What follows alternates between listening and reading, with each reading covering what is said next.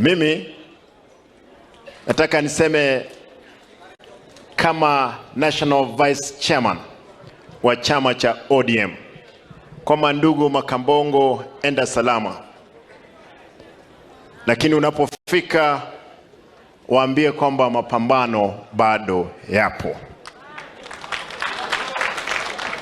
Enda salama, na sisi tutashikilia bendera yetu ya chama cha ODM. Lakini nataka niseme haya kwa hadhara hii. Ndugu zangu wameongea hapa wengi. Wameuliza Simba ni yule ama ni amebadilika ama amenyeshewa. Simba hata kama amenyeshewa anabaki kuwa nini? Simba. Wasidhanie kwamba ni paka.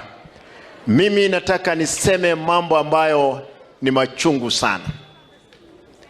Mambo ambayo yalifanyika hapa jana sio tofauti na yale ambayo yanafanyika kule Kisii.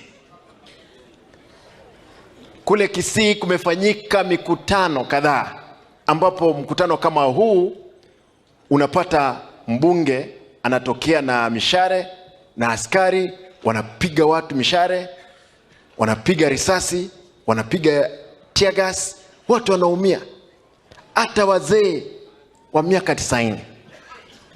Hii ikapita. Juzi niko na watu wazee, vilema, kina mama wajawazito, tunawapea bursary forms. Kidogo tunaona gari 4 zinapita, watu wanaruka kutoka ndani na bunduki AK-47. Nikiuliza hawa watoto wanakimbia nini, kidogo tunasikia toa, ikifuatiwa na milio ya risasi nyingi. Mimi unajua wakati mwingine sio muoga, nikasimama, lakini askari wangu wakanilazimisha, wakanitoa katika podium. Wakinitoa, kuna kijana ambaye alinipa ya kiti,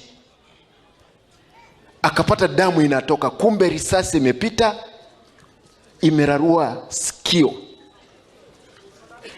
Na risasi hii kwa sababu alikuwa ameketi nyuma yangu. Mimi nauliza serikali ya William Ruto, ni nini nimekufanyia kama Simba Arati? Miezi 2 ijaisha, walituma JSU gari 6 wakakaja waketi katika ofisi yangu wakisema wamekuja kupumzika.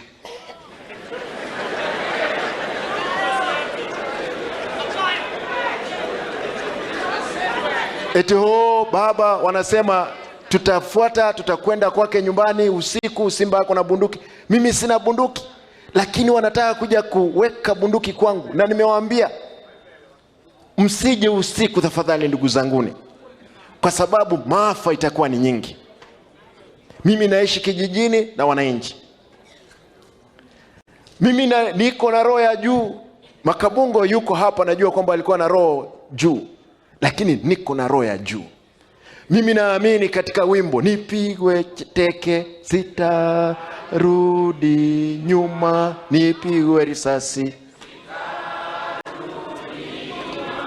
nipigwe pingu nifungwe jera.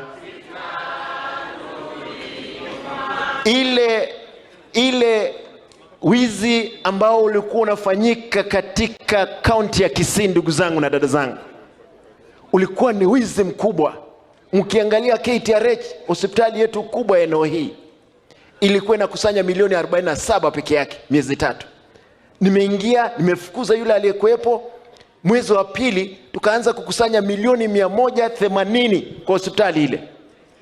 Mwezi uliopita tulifika milioni 200. Ile pesa yote ndio unasikia kelele za tenda na kila kitu.